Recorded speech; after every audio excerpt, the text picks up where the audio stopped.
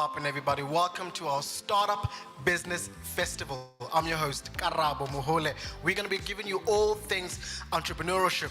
Listen, our objective is to make entrepreneurship, number one, fashionable, and number two, attainable. And right now we have a panel discussion led by Laki, speaking all things entrepreneurial.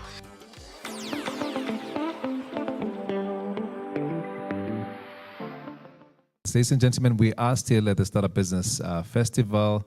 Remember, our hashtags is hashtag Startup Biz Fest 22.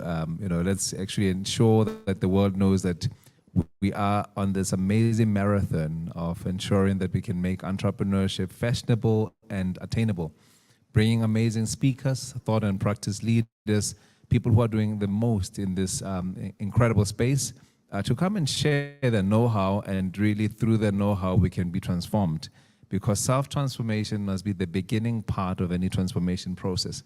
Mr. Eugene, we talk about that the wealth of Africa and the wealth of nations will not necessarily in the 21st century knowledge-based industrial structure be based by on what is found beneath the ground, but what is found between the ears. You highlighted something very fundamental around, the importance of skilling and building the skills that can enable individuals, organizations, and whole communities to thrive in this 21st century knowledge-based industrial structure. Maybe just comment a little bit about why we need to actually drive lifelong learning. That is, that is another very good question.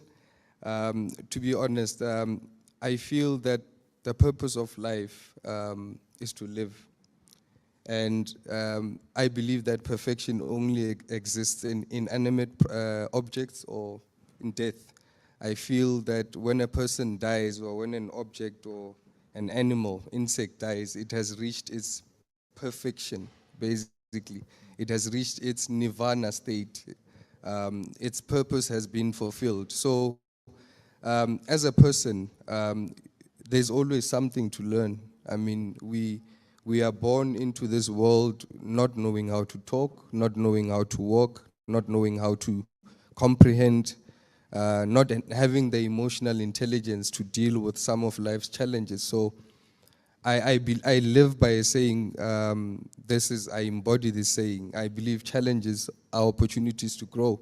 And if one doesn't come across challenges, which are actually the university of life, I call it challenges, the university of life. It's not institutionalized, it doesn't have a specific building per se. Today we're talking about online learning and saying we are democratizing learning. The importance of digital media marketing for startups.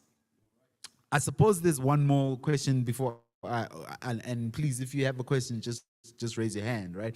But I wanted to know, what are some of the powerful media? Because I realize that's the word I didn't touch on, right? Digital marketing I got, but what are the media content that we should be looking out for?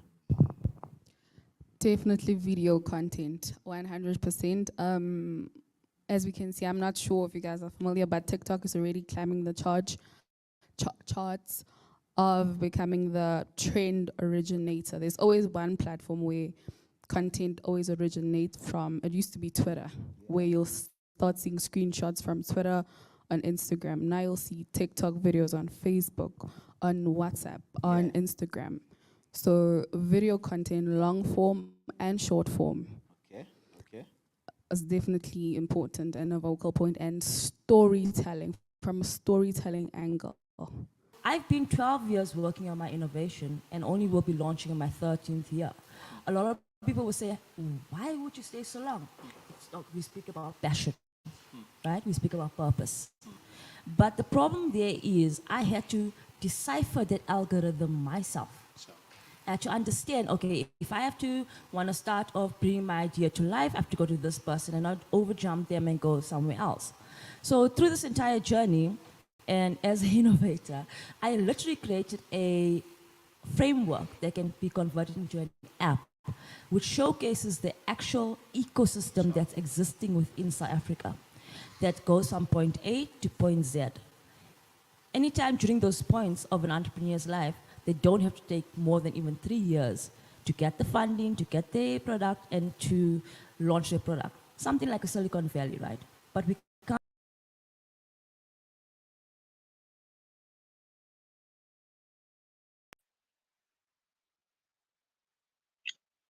Ladies and gentlemen, welcome to the Startup Business Festival Symposium. This is day one, 23rd of September 2024. Today's event is powered by YSN, the Youth Social Entrepreneurship Network. Just going to go through a few house rules. Please keep your mics muted. Please keep your microphone muted unless you're called upon to speak and engage with us. And if you have any questions, raise your virtual hand and drop them in the chat box. Respect the speakers. That's very NB. Kindly respect all speakers by giving them your full attention and refrain from interruptions. So, who am I? I am your host today. My name is Sibulele Tolo. I'm the brand architect and storyteller at the RCID Group. And who do we have today with us? Don't forget, oh, sorry, don't forget to follow us on social media. There's our Instagram, Facebook, and X, and also LinkedIn. So those are our various social media links.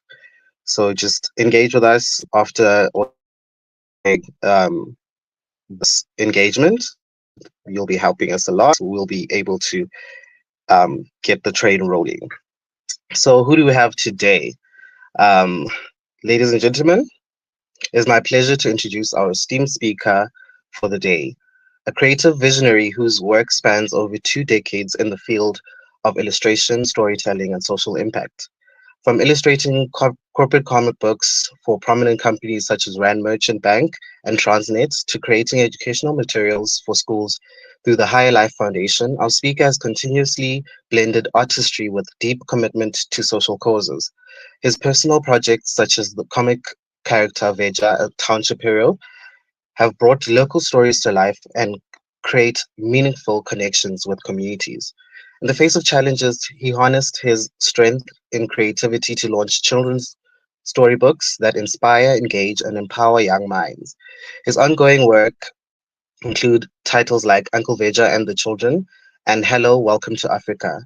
And these exemplify the transformative power of art in driving social change. Today, as we discuss the future of social entrepreneurship, our speaker's unique perspective as a creative professional will shed light on how art, innovation, and entrepreneurship can intersect to tackle the pressing social challenges of our time. We will explore how creative industries can play a pivotal role in shaping a more inclusive and sustainable future. Please join me in welcoming Albima Vivek. Hello, everyone. My name is Albi. Thanks for having me around. It's a pleasure to have you here, Albi. So tell us more about yourself. I've already given a small little introduction to who you are, but who is Albi to us now? Mhm. Yeah, thanks for the intro. I like it. I'm well represented. So yeah, to add on to that, I started doing illustrations about 2020 2003. So I'm a graphic designer by profession, and I think my journey started in 2020 when I started thinking of creating my own brand. So um, one of the things that I did, I used my creativity and my education, my innovative ideas to try and teach the young people about African identity. So I started Hello, Welcome to Africa because I wanted to introduce people to our African culture and for us to learn about our heritage, our history, our languages, our music, our food, everything that identifies us with our culture and our heritage. And so I created one book, second book, third book. I now have 6 books that I've wrote and illustrated, and I've self-published the books. And obviously, I do not work by myself. I work with a couple of people that do various things in helping the everything to move forward. Um, so the one book is Bon Appetit, and this is about, Bon Appetit is a French word for enjoy your meal, and French is the most spoken language in Africa, especially in the Central Africa. And in this book, we talk about our food, the food that we eat in Africa, because food connects us to our culture, and we identify with our culture through food. So we had to have it in there. But it's not just about food; it's also about what people wear. And on a cover, we've got children eating together. Together, it shows unity.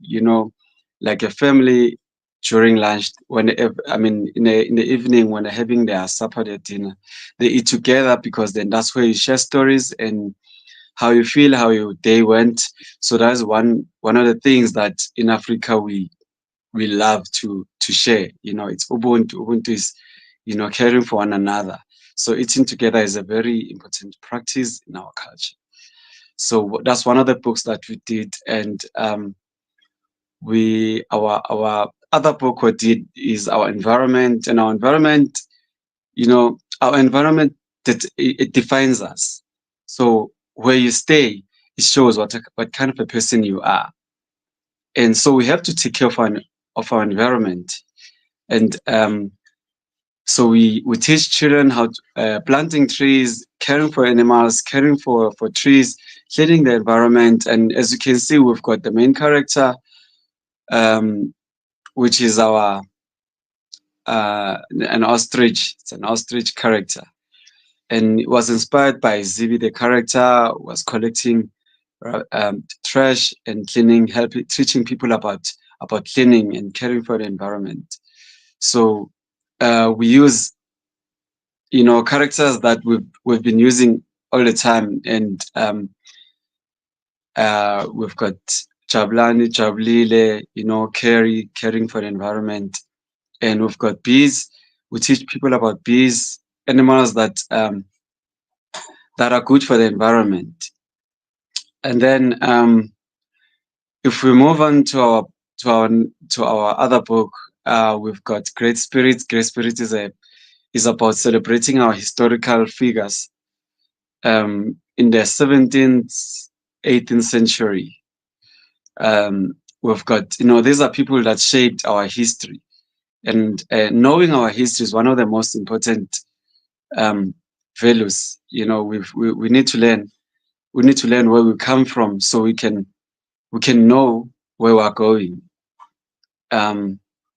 We wouldn't be here if it wasn't for people who fought for us to be here historically.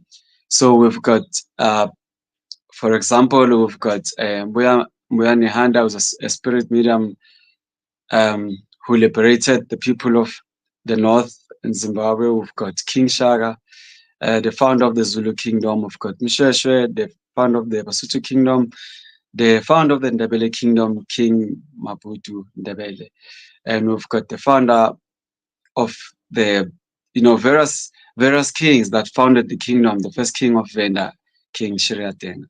And we've got the richest man, obviously, everybody knows Mansa Musa. So those people, their spirit lives on. And it's a children's story. So at the end of the story, she learns that she's actually as great as the people that she's been meeting in her journey.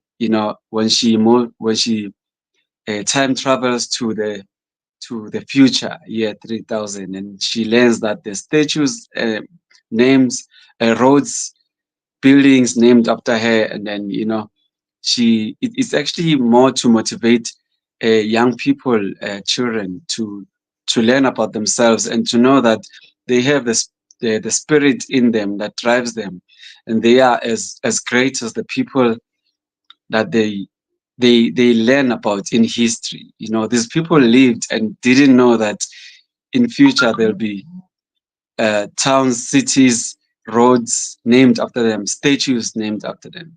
So, these books are actually to motivate young children and to encourage them to keep pushing themselves and to become better people and to be confident in their lives. That is why we also we also have go-to organizations, and we have children that we identify, talented children that we actually bring to our Hello Welcome to Africa concept, and they do play performances based on our books. So they perform at various places, and so for example, for Great Spirits, we choose maybe a young girl that's confident and that speaks well and that loves acting and that's passionate. We we train her, and then we get her to play a role of the Great Spirit Jablid. So yeah, those are the things that we do in a community. And as social entrepreneurs, we go to societies and we identify the problems that they have. And one of the problems that we want people to learn about is to identify themselves with their culture and their history, because that will make them confident about who they are, and that will give them confidence in uh, going out and presenting themselves in the society. And financially, as a business, we actually are not a charity-based organization. We don't live survive on fundings uh, and grants. We sell our product, we sell our material, and we have promotional items, corporate IDs like T-shirt, mugs, and caps that we use to promote. And I can say, play performances are also one of the things that we use in to promote our books and our material, because when the children go out there in public to perform, they do plays based on our books, based on our stories, and that also gives them confidence. And in the near future, they can be actors. They can be Hollywood actors. So, and we do all that for free. When we go to an organization that we identify, and we teach them about our books and what we do for them, we do not, we do it for free. And the only thing that we do is, um, when we sell books, that's when we make our profit. So we are not a non-profit organization. We're actually a business that makes profit through selling. Okay, so yeah, Okay, that's yeah. more like it. Thank you so much for bringing us into your world. So, the topic of today's discussion is the future of social entrepreneurship. So, let me just Mhm. start by first defining for everybody so that we are on the same level. Social entrepreneurship refers to the practice of identifying and addressing social, cultural, or environmental challenges through innovative and sustainable business solutions. So, like your company. Unlike Mm, traditional entrepreneurs who primarily focus on profit making, social entrepreneurs like yourself aim to create a positive change in society by applying business mm, principles to solve mm, pressing social problems. These ventures are often designed to be self sustaining, ensuring that the impact they create is long lasting. Social mm, entrepreneurship blends the power of commerce with mission-driven approach, targeting issues such as poverty alleviation, environmental conservation, education, healthcare, and community mm, development. This model allows social enterprises like yourself to generate both social value and financial returns, leading to a more inclusive and equitable society. Through creativity and resilience, social entrepreneurs transform industries. They inspire innovation and play a crucial role in driving systemic change at local, national, and global levels. So, in our discussion today, I'm going to just rattle off and kind of pick your brain and see what you think as a social entrepreneur. Um, how do you see the art of role of art and creativity evolving within the social entrepreneurship in the future? Where do you see it going? What I see happening is, I see people doing passionately, going out to the society and doing what they do best. You look at your creativity as an artist. I I sell my books, and my books are about teaching young children about, for example, the environment.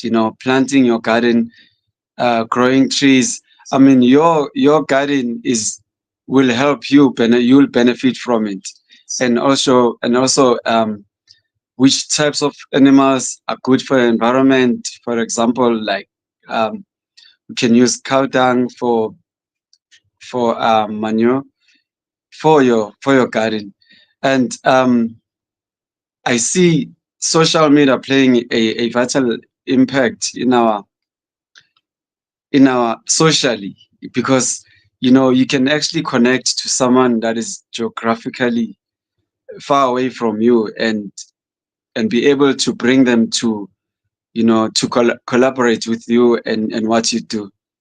So social media has made things easier to communicate with people and collaborate and work together with other people that are far away from us. So I see things becoming easier, because then children are getting more information easier. It's easy to get knowledge on the internet.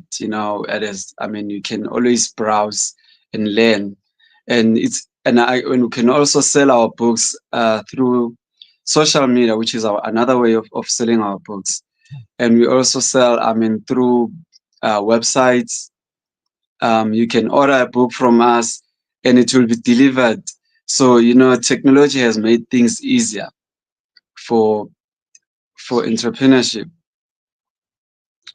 That's what I see happening. So I see things becoming easier in the near future. Yeah, I can definitely see the idea that you're painting, and it's always great to bring it back to the basics. Collaborating and all of that stuff is part of story building and storytelling. So, as someone with a strong background in the creative industry, how do you see storytelling playing a role, and how does visual art amplify the impact of social enterprises?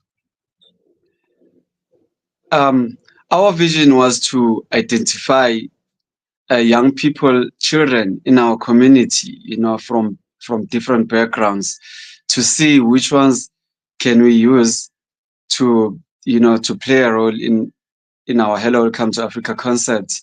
And we teach them about the books, about the stories, and we and they act out our books. So we have dramas, children doing plays based on our books, like I said, and we also are doing an animation videos for our books. It's based on our books, our stories, and I see that growing, and I see that becoming being influential and being a positive thing in our as an entrepreneur.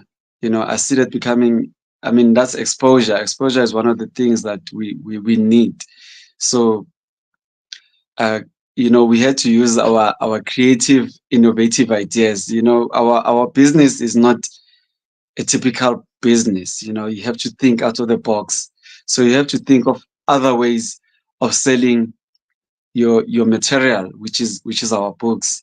So that is why we had to, and it also creates a positive impact in the organizations, because sometimes these children after school, they've got nothing to do, and we give them something to do, which is a plus for them, and also good for us, because we see how excited they become in playing different characters and learning, the more they learn, the more they ask questions and they learn about it. So it's positive for us, and it's positive for them. And also, we've when we used to go to a Vilakazi. Vilakazi is a tourist destination. So we have different spots where when tourists come through, they know that from this time to this time, there will be children from Hello Welcome to Africa who's gonna be performing plays based on our African stories. And when they get there, the children perform for the tourists, and the tourists get, they they they help the children with whatever they need. Maybe they decide, we'd like to give you guys uh, vouchers or give you money. So that goes to the children. It doesn't go to us. So that also help in the society. It helps the community to build the financially, to grow financially and actually have something to do during their spare time. Which is great. Always getting back to the community. So Yeah. I'm going to pick your brain because I'm interested now that you always link it back to the community. What Yeah. inspired you to blend creativity with social impact, and how has this shaped your journey as a social entrepreneur? I think it started because, initially I just wanted to do books. So it connected easily with the children because in a community, because then, the books are for the children. And in order to write books for the children, you need to understand children, you need to understand what they like, what they enjoy. So it easily connected with them. And obviously, I live in a township. I'm in Soweto, so I know the needs of the children and their backgrounds and what they need, what they want. So there's no other way around it. In other communities, families are not the same. I know there are children who need to survive from their home backgrounds. You can see by how they wear, so they need help even from at home financially. So when they come, we teach them, other ways of surviving. They need to plant vegetable gardens at home, and that's through our books. And they need to practice, and they need to act their plays, and it makes it easier for them when tourists come through. Again, you know they perform for tourists, and the tourists give them something to take home. So it's beneficial for them. If they can get home with 100 rand, where these tourists from overseas, they donate 100 rands, 200 rands, and in an event, we'll probably have maybe 10, 15 children doing a play, and every one of them will go home with something. It's not like a job, but it's an activity that keeps them busy and it pays them. So that's our way of giving back to the community. And in return, we are happy that we are creating an impact in a society, in a society, and through our books. So it's a positive impact that actually makes us happy. We our benefit. We measure our success through what we see happening out there. As opposed to we measuring our success through selling, 100 books. That's the impact that we think we're creating, and it makes us happy. Going back then to the creative side, as a creative who has 20 years plus in the industry, from your observations, um, challenges do you see, or what types of challenges have you faced as a creative when trying to integrate social entrepreneurship into your work? Okay, one of the challenges that I think a lot of people face is finance, because in order for you to create something, you need money to motivate your idea. A lot of people have creative ideas, but they cannot finance the ideas. They have very good concepts, but they cannot finance their concepts. So it just remains a concept. So my advantage was, I started small, and also because I have experience in working in a publishing company, and I've experience in working in a media company, and I've so I use my experience, and then I added my creativity in coming up with a project, with a concept. So the concept was books, and so everything starts somewhere. From books, you create T-shirts, you create mugs, you sell caps, you start writing stories that can help children to do performances based on the books.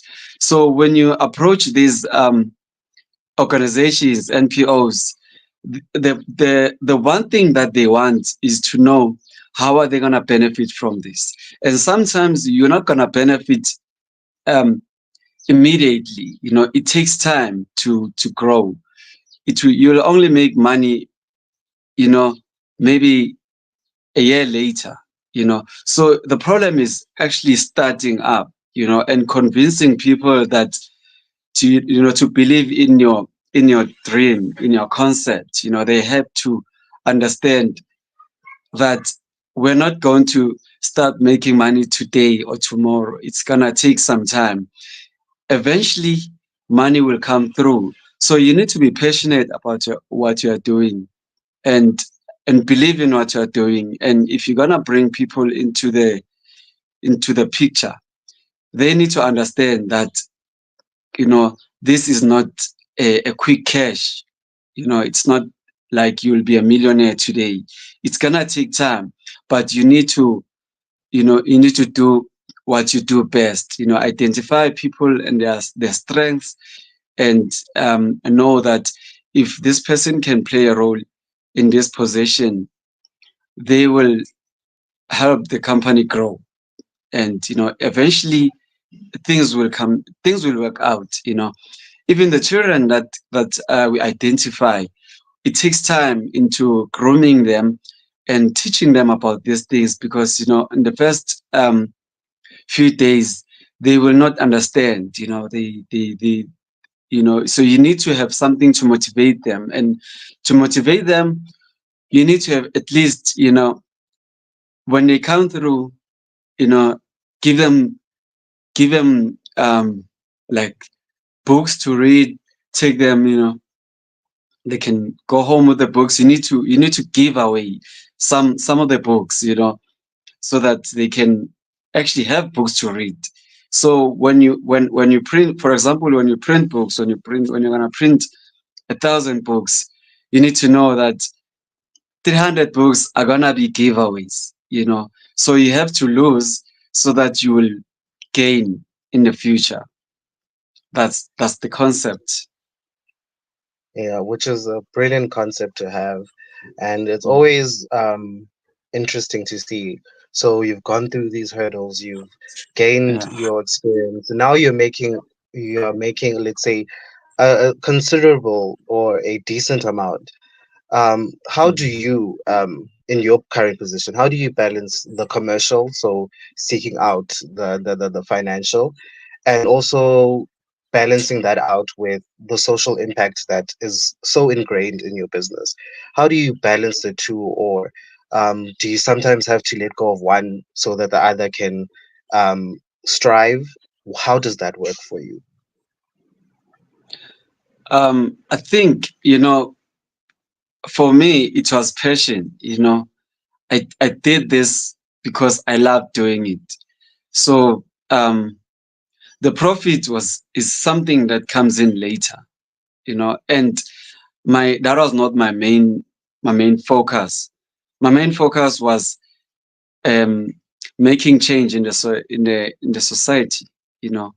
So everything else just came in as a bonus. And so because then I know there's a social part of it and there's a, commercial side of it, you know, for as far as business is concerned, to grow our business financially, we also sell our books through to the Department of Education.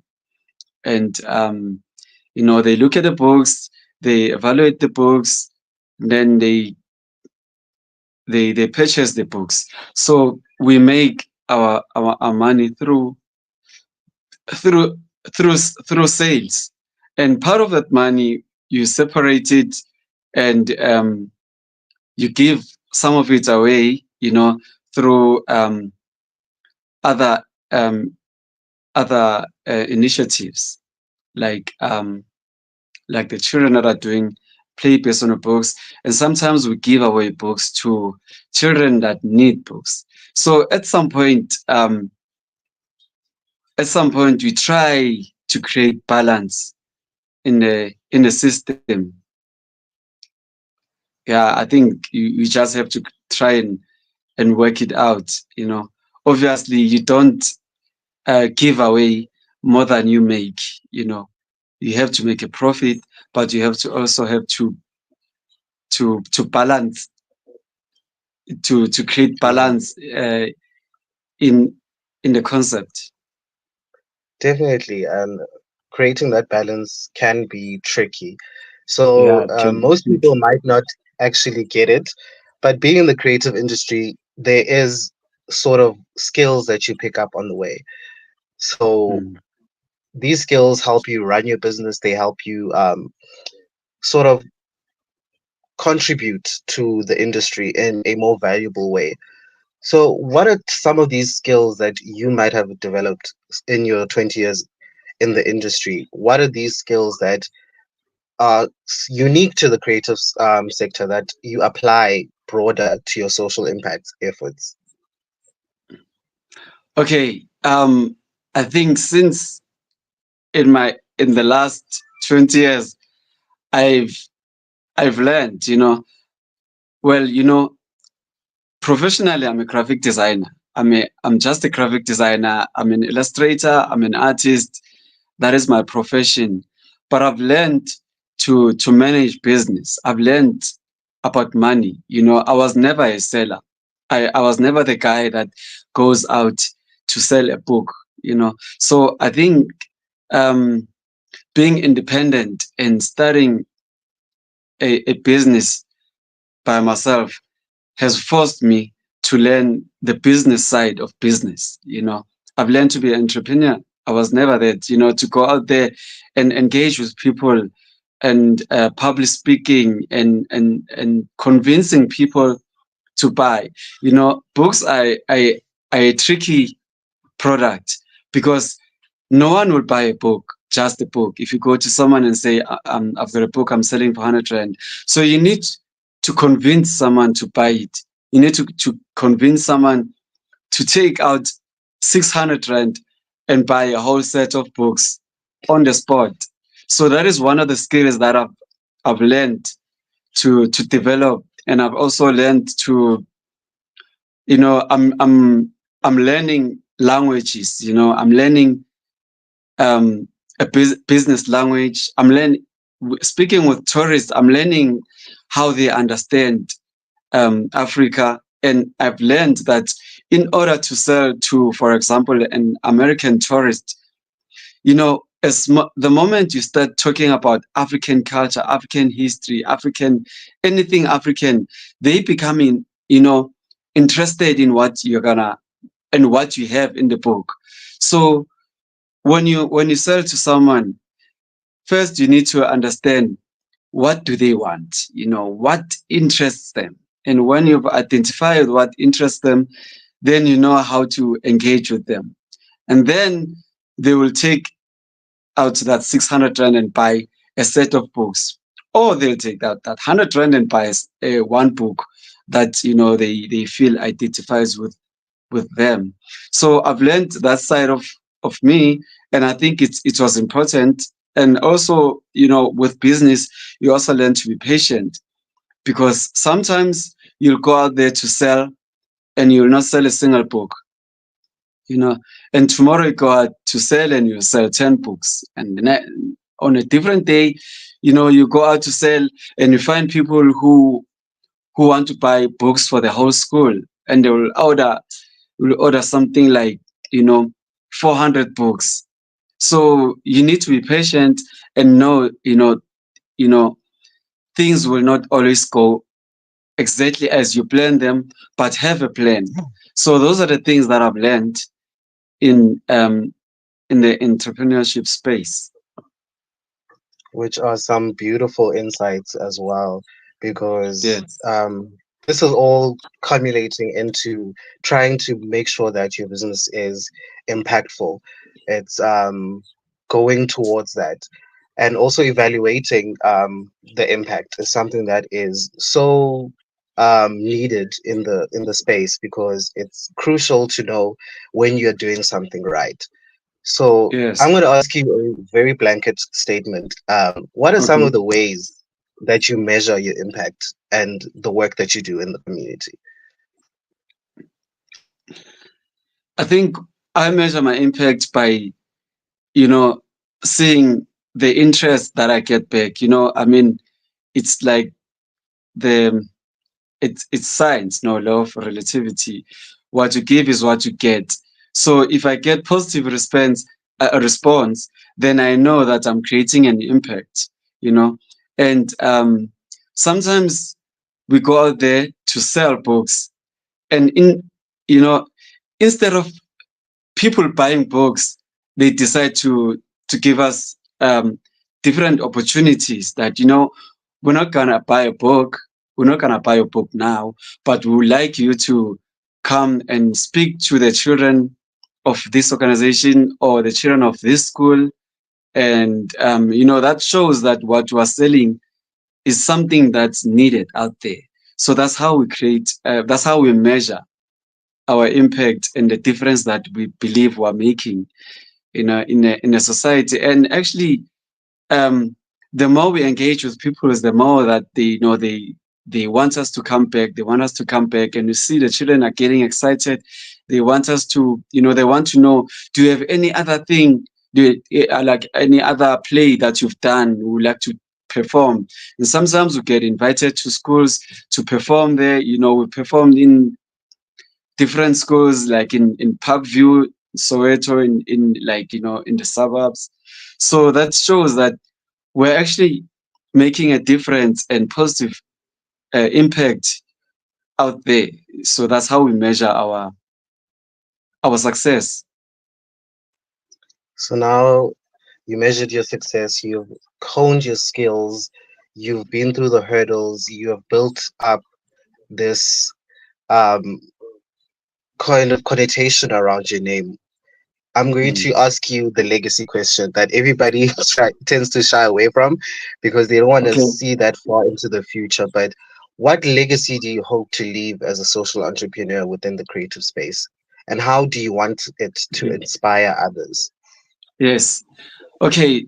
So far, what I've seen happening is I've seen people, um, you know, writing their own books and telling me that they were inspired by the books that we sell, and that is a positive impact that we see happening. And I see the children that we've been meeting in our journey. I also see them writing their own books, books that will be read by, for generations. It's not stories that people can only identify with now. These are not books related to things like COVID. I mean, COVID is not that much relevant anymore. It's topics that will forever be relevant for years and generations. I mean, African identity. You will always be an African. So children that are born today, as they grow up, they will always want to know, what is the history? What is the South African history? The Mfecane. Where do the Ndebeles come from? Who is the original king of the Venda people?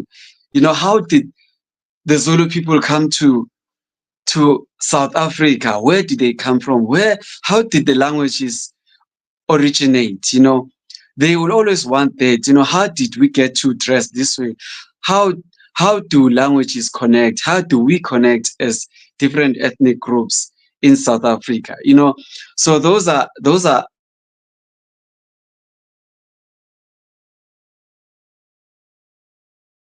to leave behind. That is our legacy in Hello, Welcome to Africa. which is beautiful. Thank you for sharing that Mm. with us. And I'm going to carry on the conversation because we're entering the last 10 minutes of our discussion. But I'm enjoying this conversation that we're having, and I'm enjoying seeing you beam when you speak about hello and welcome to Africa and the Yeah, impact that you are bringing. So let's just go back to the experience part that you have. yeah. um, Having all this experience that you have and having all of these different experiences that have shaped your professional journey, what are some of the things that you would like to impart onto somebody who's looking at you and saying, I want to do that, or I am inspired by that, but I want to go in a different direction? What are some of the core things that you have come across, or some of the core things that have made who you are today that you think could be beneficial for somebody who's looking at you right now and saying, that's something I want to do? Okay, one of the things that I think are very important that I think a lot of people don't take for granted. You need you need to do your research properly. You need to learn. You need to study. When you're gonna write about something, you need to know what you're talking about, what you're writing about. For example, if I'm if I'm writing about okay, one of the books that we wrote about is okay, not historical figures. Okay, I'll say one of the books we wrote about is in Bon Appetit is traditional African food. So if you're gonna write a traditional African food, you need to know exactly what food, because some of the food is not has been imported. It's not indigenous food in Africa. So you need to know those things. So you need to be patient and know that change. Success comes in time. It doesn't come immediately. It comes after a while. So I know someone that has seen me writing books and selling books, and they thought, oh well, I can also do that. But do not try to be someone else. You need to know who you are, what you are. You need to know your strength. You need to know what are you good at, and then you can work on yourself and not necessarily copy someone else. You can be anything you want to be, but don't copy other people, because you you don't know exactly what they went through. I mean, for me to start working on this concept, it took me since 2003. I've been doing this professionally since 2003. So that is, years and years of experience, education, blood, sweat, and tears, patience, dedication, commitment. I literally had to do a lot of sacrifices. I couldn't go to work and in my part time start working on my Hello Welcome to Africa books. I had to stop something. I had to give this 100% commitment. So which means during the time I started working on a project, I could not take other jobs. I could not. This is not my second job. This is not my part-time job. This is not a hobby. This is something I'm doing, wholeheartedly. I gave everything I have. I gave this 100% commitment, meaning I do not have time to go out and party, go out to party and I couldn't even, I had to sacrifice my time with friends and everything else that was taking a lot of my time. You know, instead I had to go and do my research and study and read books, go to YouTube and challenge, the information that I find, and the internet information that I read about. I had to challenge it.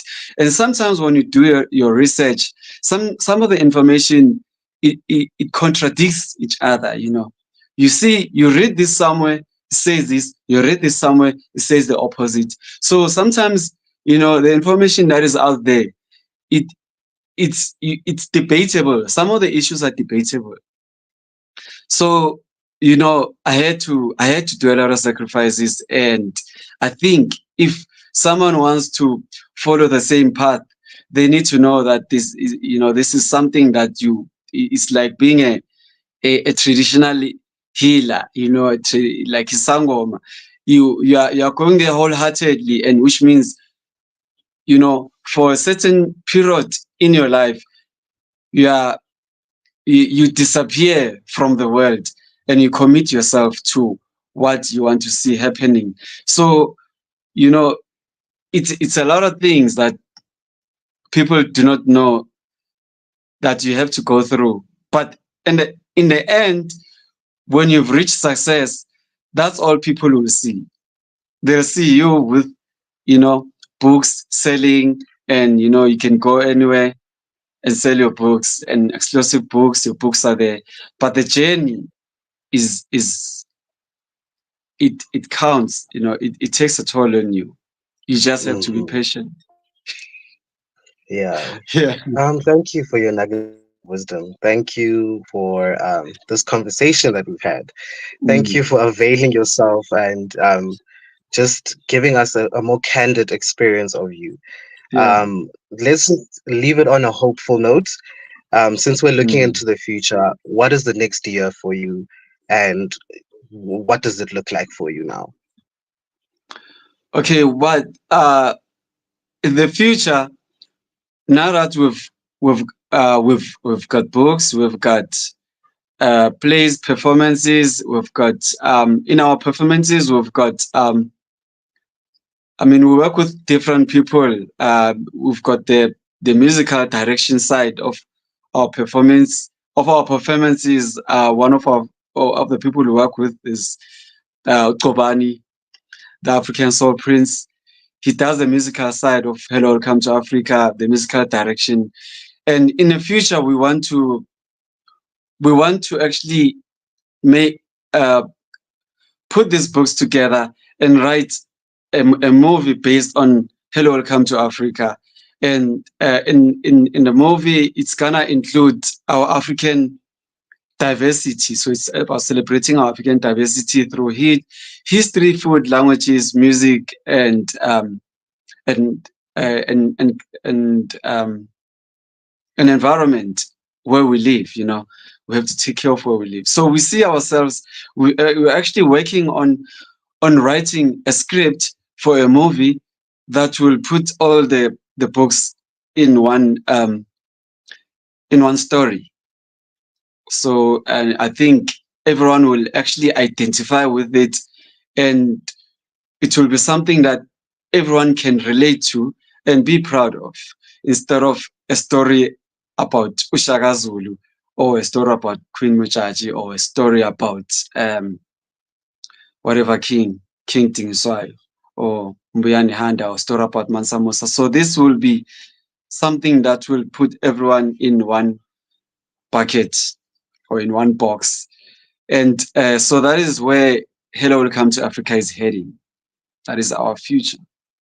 And we will be using the children that have been participating in the performances, those that actually are familiar with what we're doing, and they are so passionate about this. So they are gonna benefit from this initiative.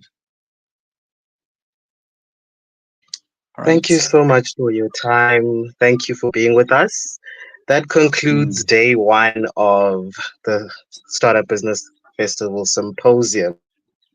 And this is only a precursor to in November, the Greater and Larger Startup Business Festival.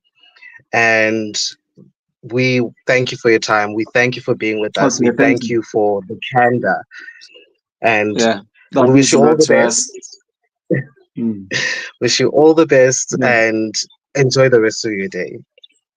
Okay, thank you. I will definitely enjoy the rest of my day, and I hope you'll have a great time yourselves. Oh, And you thank have you for a bringing me to this platform. It you have a really means a question. lot to me and everyone else. Yeah.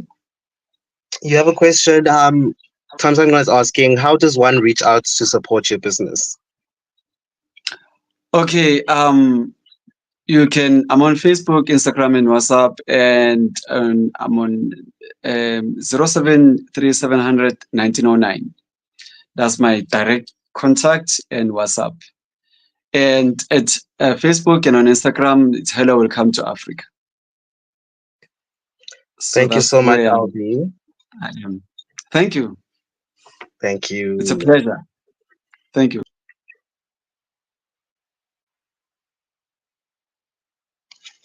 Thank you for joining us. Prepare. Please reach out on social media. These are our social media platforms, as mentioned before, and continue the conversation that we are having. That's all from me. Thank you.